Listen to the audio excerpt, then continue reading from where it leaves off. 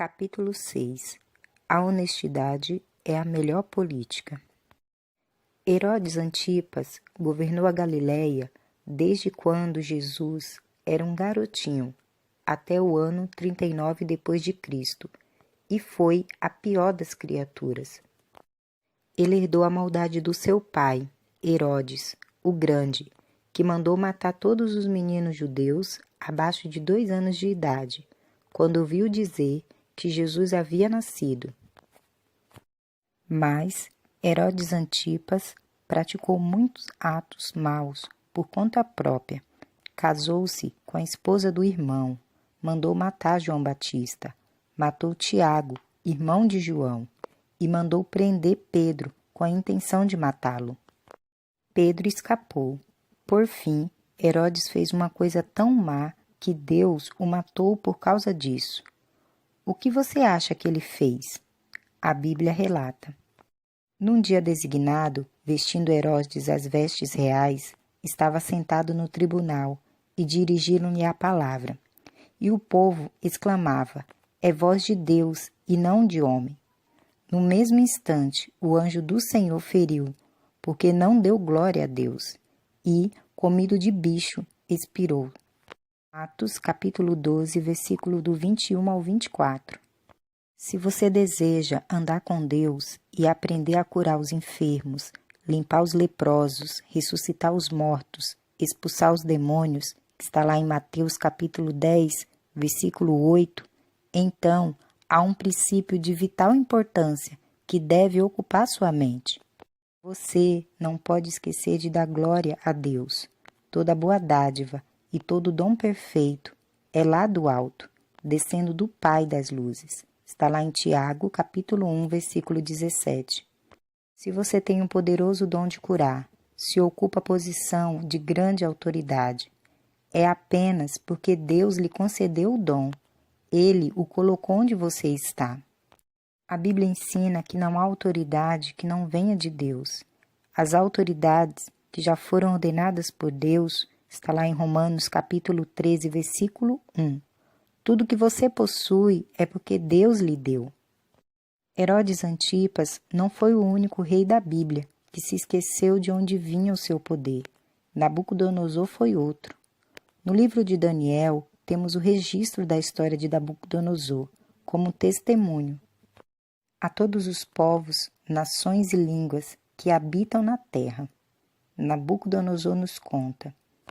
Ao cabo de 12 meses, passeando o rei sobre o palácio real da Babilônia, disse: não é esta a grande Babilônia que eu edifiquei para a casa real, com a força do poder e para a glória da minha majestade? Ainda estava a palavra na boca do rei, quando desceu uma voz do céu. A ti se diz, ó rei Nabucodonosor, passou de ti o reino, serás tirado dentre os homens, e a tua morada será com os animais do campo. Far-te-ão comer erva como os bois. Passar-se-ão 7 tempos sobre ti, até que conheças que o Altíssimo tem domínio sobre o reino dos homens, e o dá a quem quer. Na mesma hora se cumpriu a palavra sobre Nabucodonosor, e foi tirado dentre os homens, e comia a erva com os animais, e o seu corpo foi molhado do orvalho do céu, até que lhe cresceu o cabelo, como as penas das águias, e as suas unhas como as das aves.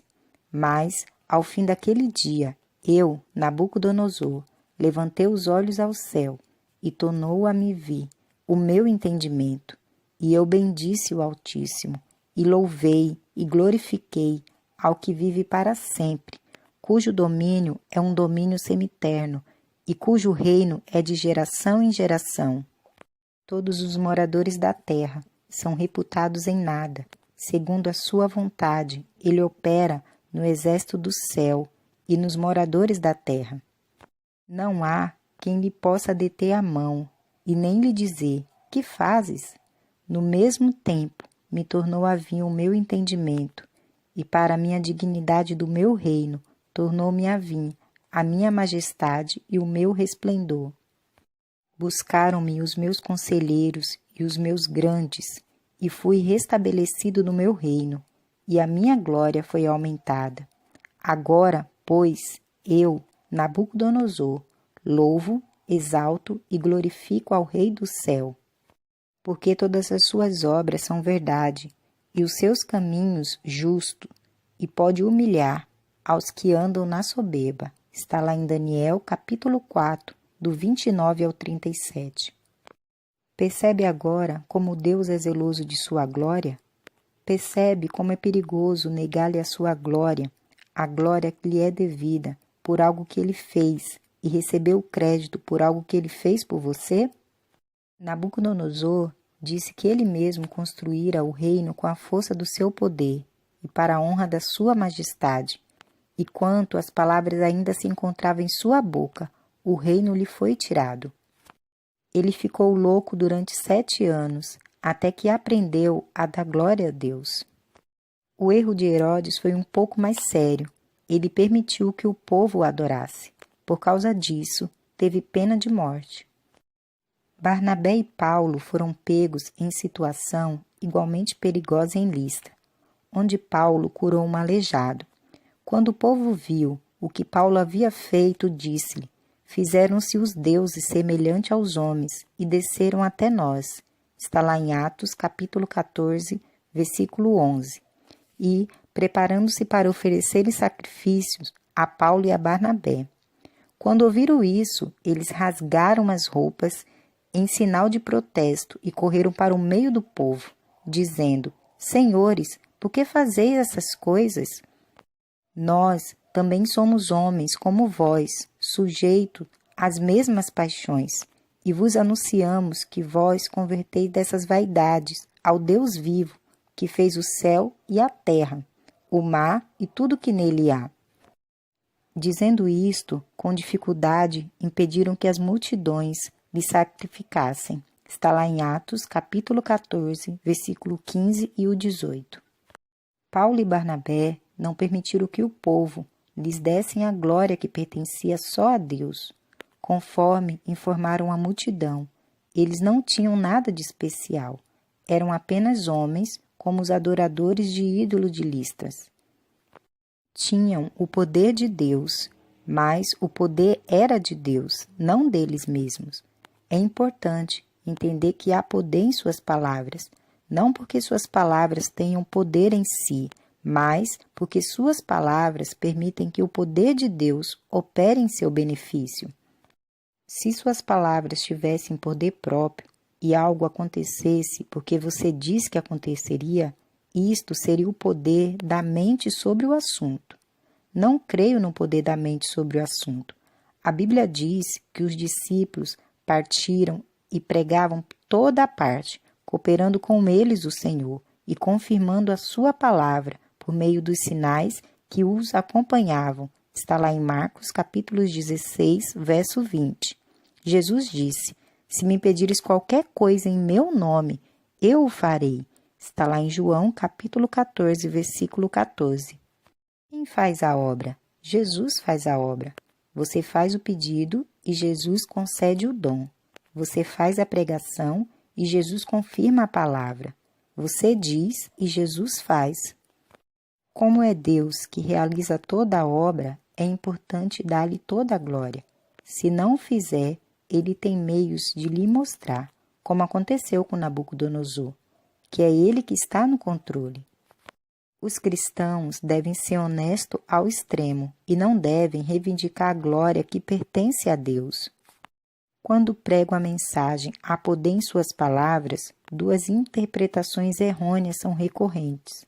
Uma delas é que as pessoas acham que eu estou pregando o poder da mente sobre a matéria, em um lugar do poder de Deus sobre todas as coisas, que mencionei anteriormente. A outra é quase tão prejudicial quanto a primeira.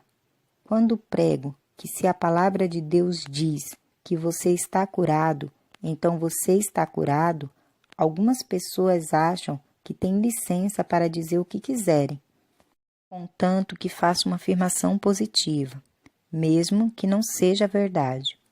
Se você cair da escada e seu tornozelo ficar roxo e extremamente dolorido e inchado, o que deveria dizer a esse respeito? Você pode dizer: creio que estou curado, porque a palavra de Deus diz que pelas suas pisaduras fomos sarados. Está lá em Isaías, capítulo 53, versículo 5. Deus não mente. Se Ele diz que você está curado, então você está curado. Você pode crer no que Deus diz. Você pode dizer o que Deus diz, mas você não pode afirmar que seu tornozelo não está inchado, roxo e dolorido. O Espírito Santo é o Espírito da verdade. Jesus disse: mas vem a hora, e já chegou, em que os verdadeiros adoradores adorarão ao Pai em espírito e em verdade, pois o Pai procura tais que assim o adorem. Está lá em João, capítulo 4, versículo 23. Numa história do Walt Disney, intitulada Bambi, a mãe de um servo lhe disse: se você não pode dizer nada bom, não diga nada. Não é bíblico, mas há um pouco de verdade no que essa mãe pretendia ensinar. Se você não pode dizer nada verdadeiro, no mínimo, não deve mentir. Se você não pode dizer nada positivo, no mínimo, pode manter a boca fechada. Até aprender a fazer uma confissão positiva, você não precisa dizer nada. O tolo expande toda a sua ira, mas o sábio a encobre e reprime. Está lá em Provérbios, capítulo 29, versículo 11. Bem, e o que você deveria fazer durante o período de espera entre o que você diz e o que você recebe? Se o seu tornozelo está dolorido, você pode dizer: estou curado, porque a palavra de Deus diz que estou curado. Ou você pode dizer: meu tornozelo está dolorido, mas creio que estou curado, porque a palavra de Deus diz que estou curado, e a palavra de Deus não mente.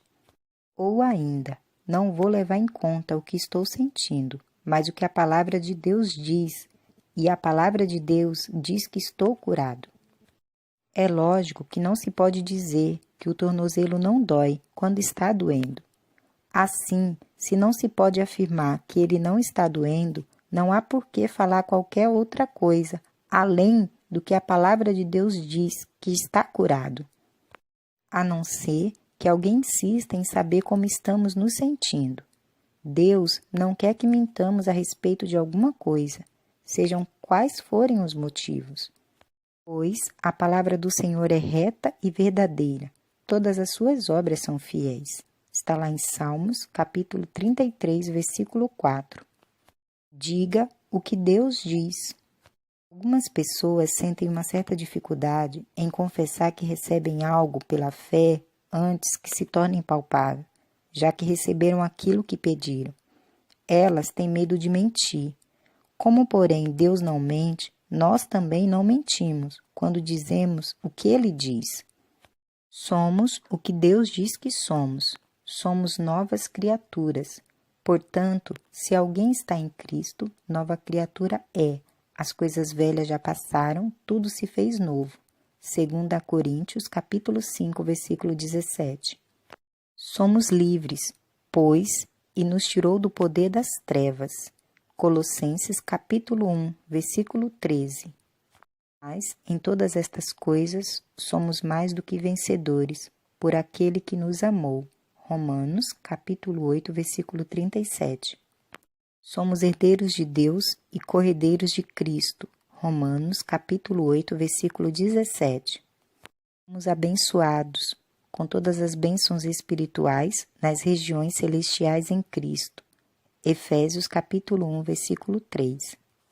Temos o que Deus diz que temos. Temos vida. Quem tem o Filho tem a vida. Quem não tem o Filho de Deus não tem a vida. Está lá em 1 João, capítulo 5, versículo 12. Temos luz. Quem me segue não andará em trevas, mas terá a luz da vida. João, capítulo 8, versículo 12. Temos liberdade. Onde está o Espírito do Senhor, aí há liberdade.